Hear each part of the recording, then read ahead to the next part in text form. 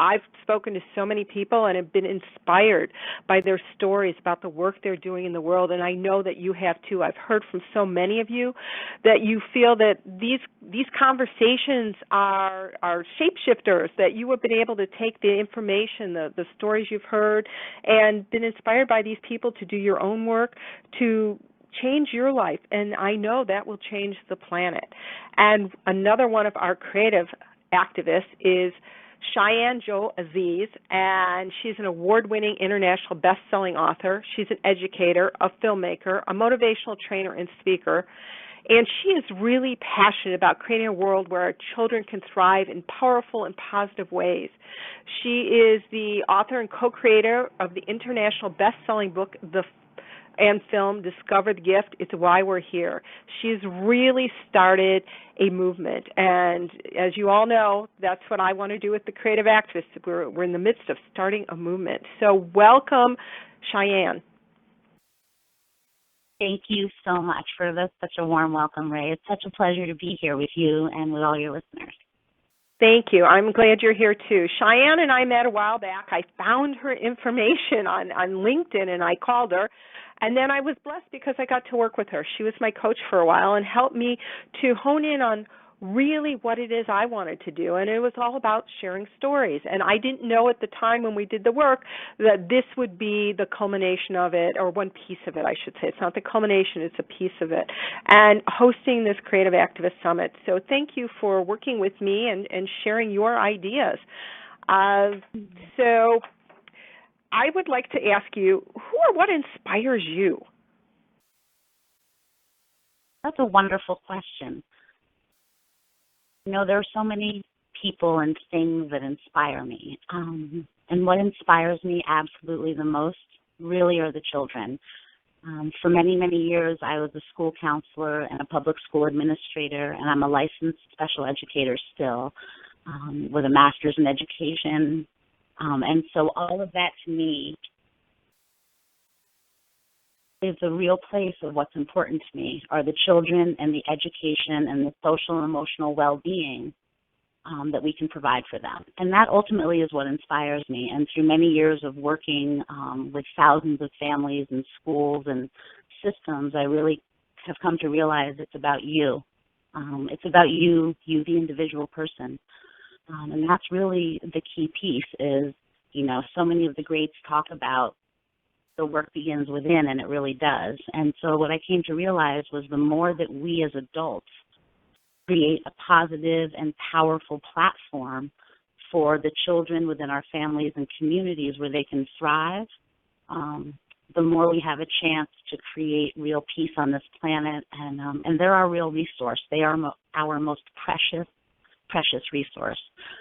So to honor them is key, and that comes from the education and the self-actualization and development of the adults in our world. Well, that leads me into Discover the Gift, because that's what it's about. So why don't you tell people about it and your process and how you came to create this, and I think people will be really interested. Okay, well, sure, Discover the Gift, it's why we're here. It's really based on the story of one family's tragedies, their massive tragedies, and how they went from tragedy to triumph by really, as adults, learning how to honor our gifts. And that story is myself and my brother and our family. And how that came to be was the tragic loss of our mom. We lost our mom to a car accident when I was 12. And my brother was 14, and right before she died, about 20 days before she died, our house we lived in with her burned to the ground. And about 30 days before that, the stepfather we grew up with for our entire lives left. So within a month and a half, our entire lives actually burned to the ground and blew up in one form or another. And it's as children, the story is really how we lost ourselves and then we found each other through honoring our gifts and our passions, because those are the things that healed us. When we really decided to honor what fueled us, that's where our healing began. And so for me, it was when I first started working with abused children when I was in college. And what I realized was the more I worked with them, the quicker my own healing occurred. And so it became this selfish, selfless act to give more. of myself and to be of service to children, because I really realized supporting them was more important than whatever pain I was feeling. And when I was with them, I didn't feel my own pain. And so the more I was of service, the quicker I healed. And that's what put me into education and mental health and that whole world. So it's really that my adversity fueled my gifts.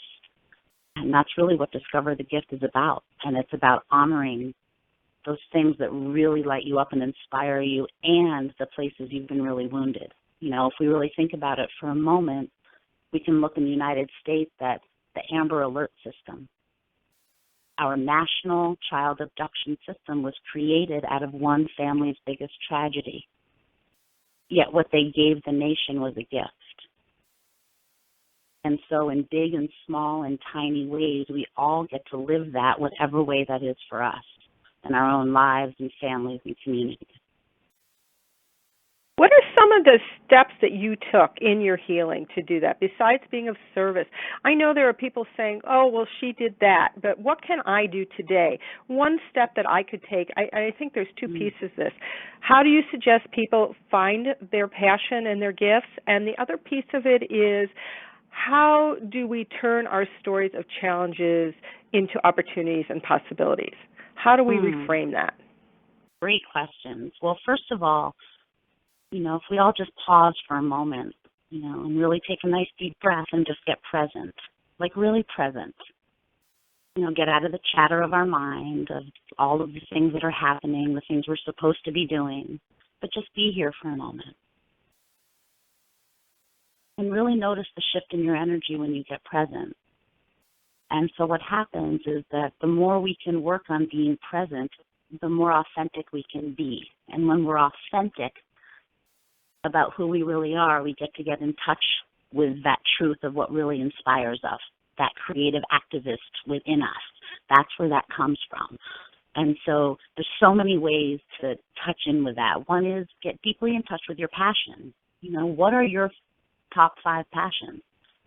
I'm a passion test facilitator as well. Chris and Janet Atwood, who created the passion test as well as Enlightened Alliances and many other things, were my mentors. And they really taught me about being really clear about your passions. And so when you're faced with an opportunity, a choice, or a decision, that you choose in favor of your passion. You choose in favor of that which lights you up and inspires you, because that's where your natural energy occurs. That's where you get the natural energy to be creative. It doesn't mean you throw your life up in the air and starve yourself and your family. It means that you learn to find balance, right? And so that's one of the ways. But I want to ask people for a moment, as you're present, ask yourself, what is my gift? What lights me up and inspires me? If I had all the money in the world, what would I do with my energy? Where would I spend my time? And a really nice way to get reflection about what other people think about you is there's a little homework for everyone. Go out and ask 5 to 8 people who know you well what they think your gifts are, what they think your talents are, what they think you love. You'll be fascinated to hear what they have to share with you, and be prepared to share with them too, because they're probably going to ask what you think theirs are as well. But really take time, you know, and think about where you might want to volunteer. Write a letter to a friend or a relative you haven't spoken to in a long time. Be bold and express yourself. Create a nonprofit organization. Begin to do what you're doing, Ray, which is find that which really inspires you and go on that journey to see what it is that's going to unfold, right, which is what you did. But allow yourself to be real. That's key. Right. I agree with you. Being authentic. Too many of us spend our lives trying to please other people, worrying what does the rest of the world think of us, and so we hide our gifts and we don't live our passion. We spend a lot of time worrying, oh, what do they think about that, you know, instead of really owning what our gifts are. I'd like to talk a little bit about creating this movement. You talked about it to me and what it means to you. Because your book is published in 22 countries and 11 languages. How does that happen? And what was the vision that you held to do that? Oh, that's a great question. I'm not sure how that happens. I'm going to giggle for a minute. I think I am sure how it happens, and I'm not sure. It's about, for me, the process was about really allowing myself to be deeply authentic, and to be also a conduit, right? To allow that which was seeking to emerge through me, as one of my dear friends and teachers, Michael Beckwith, would say, what is seeking to emerge through you as you. And so that process became, we did the book, my brother and I did the film, and my husband Sharif was the producer, and I wrote the book and the story and the movie. And what happened was, through that process, as it went out to all around the world, is people started contacting me and asking me to train them and to become a coach within that system, to become a leader within our project. And that, as a teacher and a counselor, inspired me deeply, more than you ever could imagine, because we were chatting. And what happened was I immediately created a curriculum, a coach's curriculum to train and educate coaches and trainers and speakers to be able to have a global platform to stand on so that they could share their gifts, so that they inspire and light up others to do the same. Because that, to me, is, we're all the stone in the pond. We're all the beginning of that ripple effect. We all have the ability to have that kind of impact within ourselves, within our families, our communities, and honestly throughout the world and all the universe beyond. We have that ability, but we have to choose it and we have to take action, and that's a key thing. And so really honoring who am I really, that question, the quality of the questions we ask really determines the quality of the lives we live. So really asking those questions, who am I? Who am I really? Okay, who are you? What lights you up? And what lights me up always has been serving others, as being a teacher and a counselor. And so the energy that still comes to me to do such a program, like train coaches all over the world and create those trainings twice a year or more, comes naturally. I don't even have to look for it, because it's who I am really. And the funny thing is, I actually hid from it for a long time. I was afraid of public speaking forever. I actually remember my first school counselor speaking gig, and I had to speak in front of over 800 students and parents. And I remember shaking so badly before I didn't know how I was going to get through it. And when I walked onto that, I'm going to tell you, it's a really great question. Okay. When I walked out onto that stage, it's so funny, I've never told this story before. Our stories, look, you're me bringing stories out. So when I walked onto that stage, I was so afraid, and my eyes were closed for a moment, and I opened them up, and I saw people. And the moment I saw people, I relaxed. The moment I met eyes with one being in that audience who looked back at me, present and there, I relaxed. And I was able to just be present and let go of all of whatever I was worrying they were judging me about. Because what I realized in that moment is we all want to be seen, and we're all so afraid of it too, right? And so the being seen part, and many of our most famous entertainers throw up before they go on stage every time. It's like a common thing. And so we're all afraid, but we want it. And so I allowed myself to see someone in the audience, and I allowed them to see me, and I relaxed. And that is what got rid of my stage fright. And from that point on, I have never, in any speeches or things I do, I prep my mind around things, but what I don't do is have a set ready something I'm going to say or do or be. I just allow myself to actually be that authentic and present, and then what flows through is real. I love that, and that's pretty much my conversations. I have an idea of questions I'd like to start with, and then I really try and be present for every speaker and listen to them and have a conversation based on what they're saying. So I totally agree with you,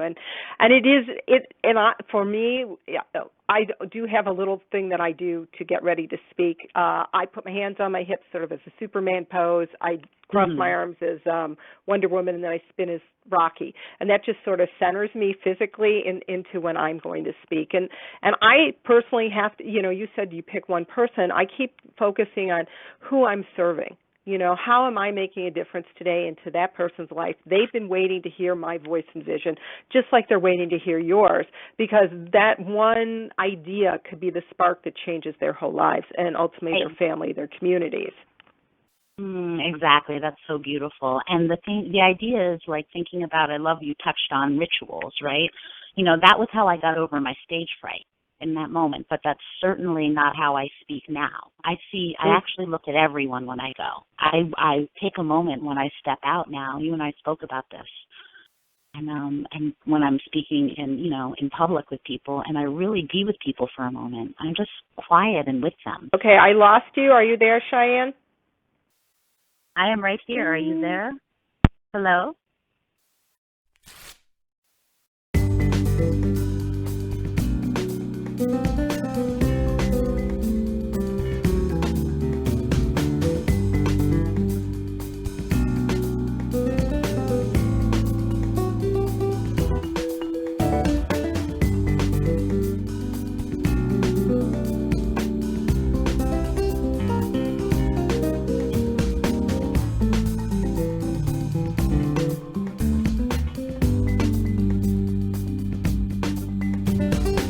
Cheyenne, I lost you for a few minutes. Hi, I lost you for a minute. Has joined. You did lose me, but I heard a lot of great music. Oh, good. Okay, so we're starting over. Okay, in that point where you were just going to talk about your ritual. Perfect. Stuff happens on a call. So it's okay. We roll with that, right? It's okay. Exactly. We roll with that. So, listeners, this is the kind of thing that happens when you're doing work out in the world, and you just have to flow with it. And Cheyenne's perfect to talk about this. Go ahead, Cheyenne. Totally. Okay, perfect. So we're back on. We were talking about rituals, which is actually perfect because that glitch happened. And I get to tell you guys another totally could be horrific story, except that when we look about how our attitude, right? Our attitude can shift any moment. And so really taking that in for a moment, rituals. My teachers, Chris and Janet Atwood, created this book around rituals and the importance of daily rituals within your life. And it's so true, and they looked at the greats and the ages. So anyways, we're talking about rituals for a moment and how important they are to create them. So the very first time I was screening Discover the Gift by myself, the movie as a whole, and speaking by myself to share it without the team that had been doing it with me, I was in San Diego at a very large event for the Passion Test and for transformational leaders, and we were showing the movie to like 1,200 plus people. And I did this big speech, and we did our thing, and then we went to play the movie, and I'm not a techie at all, and the movie went on, and people's teeth were green and their eyes were purple and you couldn't see anything but green teeth and purple eyes. And the whole movie. And I was horrified and I didn't know what to do and no one could fix it. Well, it turns out it was their own simple glitch later. But what we did was we actually went through the movie, right? And after, I got up on stage and I giggled and we all giggled. And I asked what everyone thought. And people said, wow, it was so interesting, those images that came through, the messages were so powerful, right? What happened was people still got the messages they were there to receive. They still got them, right? But the idea is that I went with the flow. I went up on stage and giggled, right? My attitude of giggling, and then we're going to come back to rituals again. My rituals before doing that first big event was sitting in the back and taking a moment, and I do this every time, even before this call. And like before this call, I said to my daughter, sweetie, I'm going to go on a call in a few minutes. And she said, okay, Mom. And she knows that means she's going to go be quiet, manage the dogs or whatever else is happening and give me time and space to center myself. To center myself and connect with the energy that's present already because I'm thinking about it. And we all are because we were about to be on together. And so creating those rituals in your world, those ones that are simple and peaceful, allow you to, when those things that come up that could really grate you, that could really blow up on you, they allow you that moment to remember that you can bring bring grace and ease to the space just by how you choose to manage it, how you choose to be with it. And so that's really something to take in is, what are your rituals? There was a time when I was really angry in my life, and it actually wasn't so long ago. It was after Discover the Gift, some really funky business things happened in my world that I wasn't expecting because I'm just being of service. So at that point, I wasn't being a good enough businesswoman, and I've learned since then, right? So it's like, how do we manage those adversities that come our way with grace and ease? How do we create rituals in our life? And so the ritual I created to create peace in my life again was that today I will not be angry. I will not be angry today, right? And so for a few months, my meditation in the morning was just that. And it was a minute and a half of it. But what that did do was plant a seed in my being for the entire day, which was that I won't be angry today. And anything that came my way, I was like, oh, right, I'm not going to be angry today. And that began the process of peace in my life again. I love that. It's not, oh, good. So I think that's something that we can all take, whatever it is, that if we have that one prescriptive statement of what and who the intention of who we are in the world can keep us grounded, in whatever happens. And I know there are days I just say I'm confident, I'm at peace, whatever it is that I need at that moment. Yeah. Perfect. And that is the question, is like, who are you and who are you really? And the process for me in creating Discover the Gift was the discovery of who I really am, which was, I really thought I knew. And in that process, I actually uncovered my authentic self and wasn't ashamed of it. My connectiveness to myself, my intuitive nature, my connectiveness to humans, and all of those things that I think I used to be shy about when I was younger, I finally came to peace with, right, and allowed them to be. And once that occurred, the alignment of who I really am allowed to become out in the world, And Albert Einstein has this quote, and it's the very beginning of Discover the Gift, and it says in the book, and it says, the intuitive mind is a sacred gift, and the rational mind is a faithful servant. We have created a society that honors the servant and has forgotten the gift. And that so is beautiful. Thank you. The opening statement of Discover the Gift, the book. And so the question is, who are you? Who are you really? And once you get in touch with that, your creative activist, that spirit, that energy just starts to unfold and flow. I wanted to ask you, so let's talk about your creative process a little bit, because you are a writer, you've written a film, you've done these things, you're a teacher. What is it how would you define creativity? A very organic process. Okay. It's not linear in my experience at all. We think, oh, we're going to do this, and I'm going to sit down and write that, and then I'm going to write this chapter, and that's going to flow like that. In my experience, it has never occurred like that. So the structuring absolutely does. I'm structured. So I think in blocks. So I structure, my creative process comes in writing, anyways, and curriculum creating and those pieces. But first I structure what I'm thinking. Like just in, like I'm thinking this, receptivity, step one, right? And Discover the Gift, that's step one, receptivity. What comes after receptivity? To me is intention. What's your intention with being open, right? And step three is activation. So I structure it like that, and then I allow myself to organically go into whatever chapter or scene that is, and let it flow. Like, just let it flow. Don't edit, don't anything. Just allow it to flow. Do you write on the computer or do you write by hand? I do both. I'm old school, so I do both. I first start with really sitting, and often it's journal writing and researching. So I like books. I actually like hard books in my hand that I can write in, and that I keep a journal, and always a journal or notebook, and it starts that way. And then I take that into something that goes onto my computer. And that's how it happens for me. But my research happens off of my computer. My writing and editing happens on the computer. Okay. Sounds. I can appreciate that. I do when I write. I do a brain dump. That's the way. Yeah, that was the next even when thing, we worked exactly. together, I kept Let it saying, flow. "Here, this is everything." Yep, So, yeah. exactly. But that's perfect because that's the whole idea. That's my let it flow. You just brain dump and don't have the expectation that you're going to be linear, that you actually are going to, in the middle of the night, go, oh, that's what I wanted to say in that sentence in chapter something. But keep a notebook next to your bed and a pen or pencil.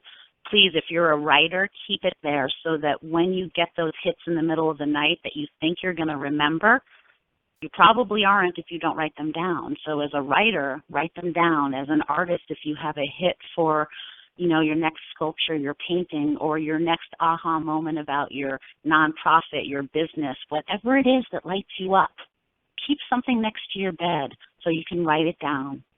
That Right. stuff shows up for me all the time. And allow yourself to brain dump. That's the organic fashion. When you just let it flow, what happens is, like, I had this one idea for Discover the Gift, right? And it sort of followed that process. But as I uncovered myself more and discovered myself more, it started shifting, and I allowed that shift. That's the authentic space to allow. I love that. So do you have any other ideas when you get stuck besides a brain dump that people might try? Anything else? Any tips or tools? Yeah, shift your perspective. Like, really get up and move your body. There's so much research around how our brains function well, and drink some water keeps, our brains need to be well hydrated. That's really a key thing often. And shift, like go for a walk up and down stairs if you just want to write. There are those kinds of things that will actually unstick you. Go, I don't know if you live in the city, go for a walk outside, go take a class, do something that gets your body in movement, because often we process that way, but we don't realize it, and things and flow will start to come in other ways. But if you're sitting there trying to unblock, you see what we focus on expands, right? So when we pause for a moment and look at what we focus on expands, if we're focused on being blocked, we're going to be blocked. If we go, it's time to change our perspective for a moment, then you go change your perspective. But our language creates our world, the thoughts we think about, the words we speak, and the actions we take. I agree with you. You're speaking to the choir today, but I think there are a lot of people who needed to hear that they don't know that is possible, that the words we speak to ourselves, especially, we are very harsh to ourselves, more often than we are to friends. We would say, I would never say the things in the past that I've said to myself that I would ever tell my friend, and it is a process of growing and learning how to handle that and rewrite those scripts. That we're loved, that we are confident, that we are, intelligent, smart. We deserve love. We deserve to live a life of passion and ease and joy. So those are conversations. Again, when you ask, who are you? You have to look at, well, what are some of the negative voices that you're hearing that keep you stuck? And so if you could just speak to that for a moment about in your own world. And how absolutely. We are all a work in progress, always. Right. Always, no matter where we are. It was, one of my favorite life experiences was with my dear friend Michael Beckwith and my other friend Ricky, his wife, and we were at a screening of Discover the Gift, and we were sitting there, and I don't know, for those who are listening, Michael is Agape International Spiritual Center. He's the reverend and the head of that. And he turns around, and we were sitting together in a little group. He looks at me. He goes, Sister Cheyenne, every time I see this movie, I learn something new. I'm like, when did you put that in there? I've seen this movie 100 times, because he's one of the stars, so he comes to premieres and stuff. And I giggle, because that's the whole idea of life, right? We're all a work in progress always. So no matter where you are in life, if you're open to being a student and a teacher, you realize that there's something in it everywhere for you, life and every experience. And so for me, I've gotten thrown off my tracks many times, many, many times. In fact, I'm going to share this, but I'm just going to share it because here we are talking about authenticity, right, and how important it is. And the more we share who we really are and our life experiences and our stories, the more we give permission for others to do the same. So here it goes. So discover the gift, we created it. And as an artist and a creator, often for me and many people I know, and it's different now for me, but I've learned I take every experience as an opportunity for my growth. And so I want that for everyone. What happened was other businesses were owned the rights to discover the gift, and I didn't quite understand the depths of that at that time. And so what I desired was to have my own voice with my own project in my own way. And I had many people advising me, just let it go. It's, it's not important. And many, many people telling me it wasn't important. Now, for me, what was missing was I wasn't feeling whole because I couldn't have my business name that. I had these scattered pieces of my project. So I ended up hiring a lawyer to do, how do I take care of everyone in all of this? How does everyone get taken care of, including myself? And it's a great question. That's a great question for people to if you'll say it one more time. I think it's really important. How does everyone get taken care of, including myself? Right? We must put the oxygen mask on ourselves first if we're going to be of service, if we're going to do anything big in the world outside of anything. We have to be able to put the oxygen mask on ourselves first. Right? It's really key. So for others and ourselves. So that's what I asked. And it took a long time, but over 2.5 years, I spent my time, energy, and money while I was doing all these other things to braid all those pieces that for me internally was what was blocking me. It might not have blocked someone else, but that's what I needed to feel whole. And so I did it. And once I did that and got all my business pieces, my .com, all of the pieces that I felt I needed to be whole in that arena together, oh my goodness, my energy exploded in unimaginable ways, right? And that was hard work. I don't want people to think someone like me is just here saying, oh, all this and just it's so easy. It's not easy, right? Living your dream takes passion and purpose and sometimes a little pain and definitely sacrifice, but it's worth it. It's worth it because this is life and this is the life you have. So at the end of it, my dream for everyone is that they don't sit there wishing they had tried something or done something or said something or shared their story, that they actually would have experienced sharing it. I love that. Well, I was going to ask you about your legacy, but you just pretty much summed it up. So I love it. So do you, how can people get a hold of you? Wonderful. You can reach me at Shajen at discoverthegift.com, and that's SHAJ like John, EN. It looks like Shajen, but that's Shajen at discoverthegift.com. You can find me on Facebook, definitely there as well, LinkedIn, all of those places, and usually under Shajen Joy Aziz, AZIZ. And discoverthegift.com. Yep, and definitely please go to discoverthegift.com. And I have a training coming up for coaches, for a certified training for coaches, October 7th, 8th, and 9th with my event partner, Christy Biggs, who has a master's degree, and she's an expert in the spirit sciences and yoga and meditation. And she's my partner, and we have our 6th one coming up, and so you can find information about that there. And I would love for anyone who's interested in being a coach and getting your world out in a whole new way, please feel free to contact us. We'd love to have you there. That's fabulous. So do you have any final thoughts for people today and how they can make a difference? Yes, I have so many.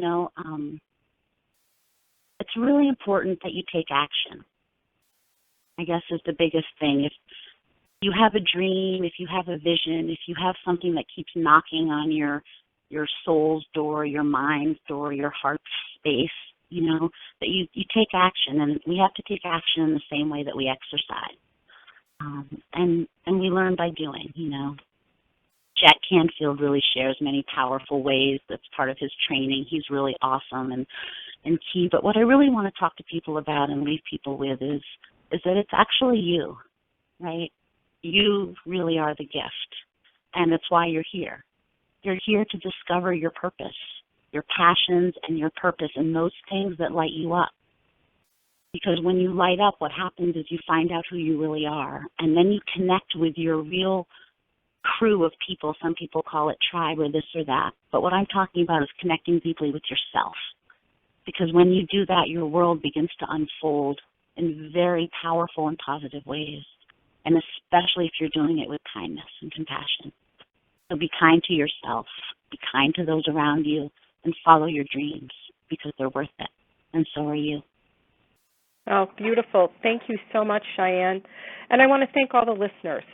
You know, everything is up for 24 hours, and after that, you can actually download the content if purchase, invest in yourself. It's really an investment in yourself and in downloading these incredible ideas, these experts. You know, we have so many different ideas that we can share with you, and there's also transcripts available, and you can just look into the gold package. But before you leave this call today, and it's so rich, and she has so many great ideas Shajen has presented, write down 3 of your top ideas. What are your 3 takeaways from this conversation, and how are you going to use it? And make a commitment to do one thing today that will make a change for you. So again, Shajen, thank you so much for being part of this incredible summit, and I look forward to speaking to you in the future. Thank you so much, Ray, and thank you everyone for sharing this time with us. It's been a real pleasure to share stories and to really be engaged in empowering yourself to live a life you love. Have a wonderful afternoon. Thank you. Thanks.